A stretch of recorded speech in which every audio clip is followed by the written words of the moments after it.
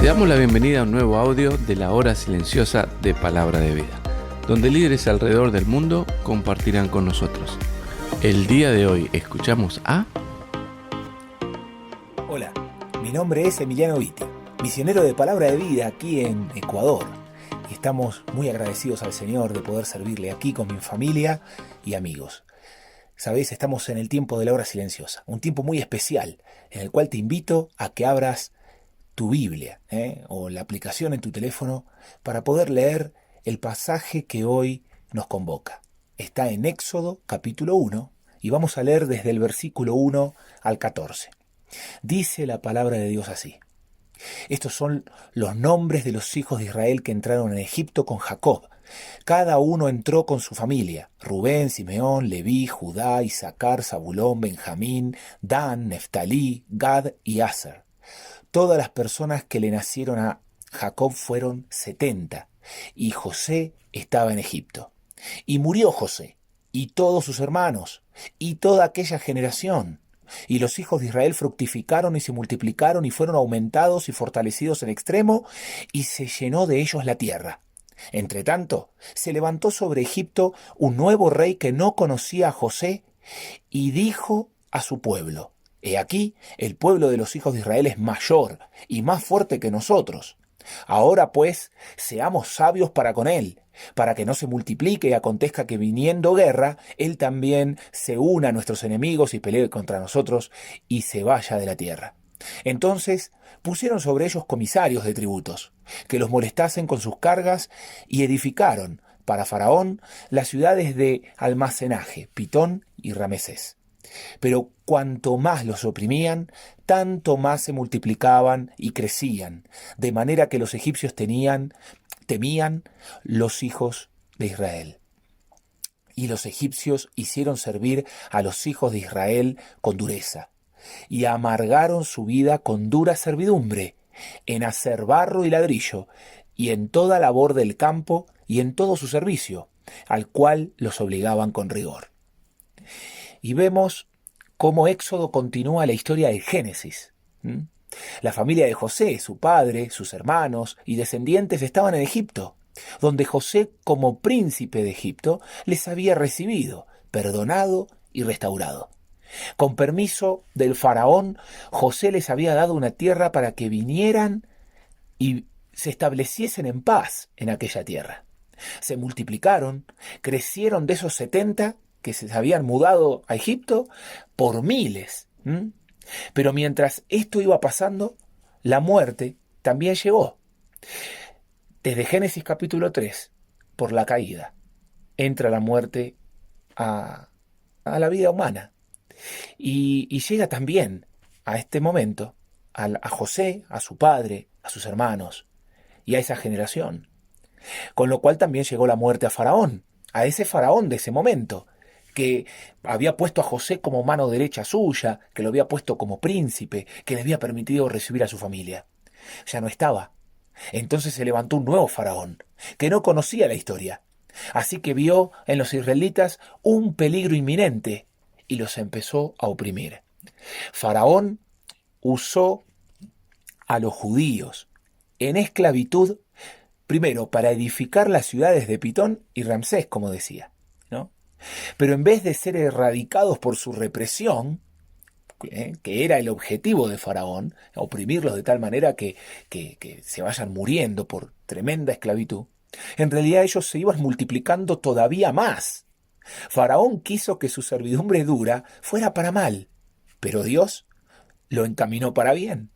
¿Sabes? Me encanta porque esto también resultó en lo mismo con la propia vida de José. José fue traicionado por sus hermanos y vendido como esclavo a Egipto. 13 años más tarde, de la esclavitud que pasó por la cárcel, ¿no?, con injusticias y demás, llegó a ser el segundo al mando en Egipto. Primero era el faraón, y Faraón lo puso a él como el primer ministro. Así que solo Faraón era mayor que José. Y termina José diciendo: no se preocupen, le dijo a sus hermanos, no les voy a hacer daño, porque ustedes no me enviaron aquí, sino Dios. Él lo encaminó para bien. Dios siempre encamina las cosas para bien. Aun cuando nosotros no podemos entender la tragedia, el dolor, las pruebas, las dificultades de la vida, Dios nunca pierde el control. Y las cosas que nos permite que vivamos son porque tiene propósito.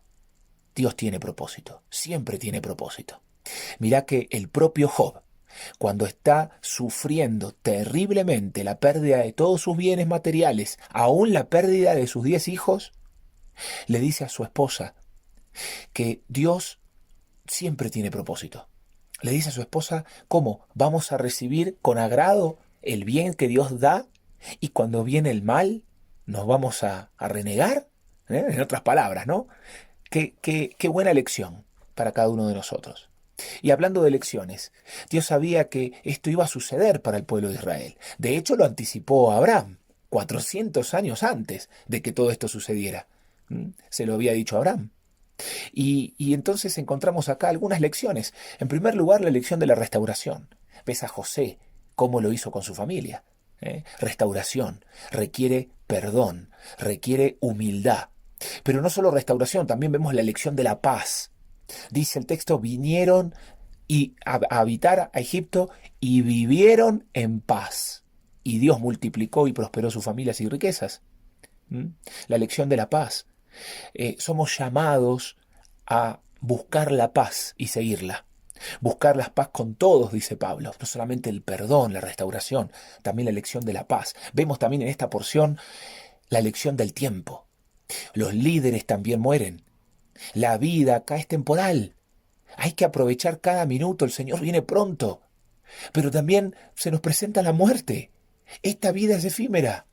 Los líderes murieron, pero se levantan otros. Qué triste ver que otros no conocen la historia. Qué triste es ver que otros no saben qué sucedió contigo o antes de ti. ¿Por qué? Porque no se hizo un buen trabajo. Pensamos en la iglesia local y decimos discipulado. Discipulado es parte de la gran comisión que el Señor nos dejó. Es ganar al perdido, pero es discipularlo en el camino del Señor. Que un discípulo es un seguidor de Jesús. Hay que llevar a la persona de creer en Cristo a ser un seguidor de Jesús. Pero muchas veces nos conformamos solamente con haberle dado el Evangelio. No es así. Los líderes a veces nos cuesta formar a otros, por muchas razones que no están correctas. Cuando la Biblia nos llama a formar a otros, porque tienen que ser idóneos para que ellos también formen a otros. Es nuestra labor. La elección del tiempo me hace pensar que debo aprovecharlo, que el tiempo es corto, que es imposible saber cuándo se termina, pero mientras lo tengo, debo aprovecharlo. Y como vemos, la lección de la historia. Respeta la historia, conócela, pregunta, para saber de dónde se viene y así poder entender mejor hacia dónde ir. La lección de la historia. Y finalmente la lección de la dependencia en Dios. Ser fiel a Dios en medio de las pruebas y dificultades de la vida. Me encanta ver cómo José fue fiel hasta el final. Y muchos de sus contemporáneos aprendieron a imitar a José y también fueron fieles. Aún el faraón contemporáneo a José entendió la fe de José, respetó la fe de José. ¿Sabes? El mundo está observando cómo tú y yo vivimos. Quiero animarte a que este sea un día de victoria para ti. Quizá tienes que aplicar la lección de la restauración y perdonar, o buscar la paz con aquellos que no la tienes. Quizá tienes que aprovechar mejor tu tiempo y dejar de perderlo en tantas cosas que distraen la vida. Quizá es empezar a comprender mejor la historia de dónde venimos, de dónde vienes, hacia dónde vas. La lección de la dependencia, porque Dios quiere que le ames y que camines de su mano en esta vida, a pesar de que van a venir momentos difíciles. Son los momentos donde más necesito aferrarme de la mano de Dios.